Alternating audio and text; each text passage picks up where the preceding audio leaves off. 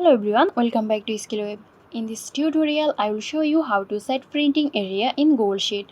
So let's begin the video. First, open your Google Sheet that you want to print. Now click and drag to select the range of cells that you want to set as the printing area. For example, this is the data we want to print. Now go to the File menu at the top left corner of your screen and come down to Print. As you see, we have this current sheet.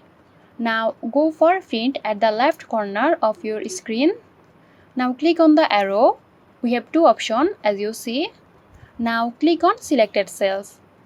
That's it. Now we have the selected data we want to print. Stay tuned for more informative tutorials here at SkillWeb. This video is sponsored by Zerosoft. Zerosoft offers graphic design, UI UX design, digital marketing and web development. Elevate your brand with Zerosoft today. For more details, check the description box.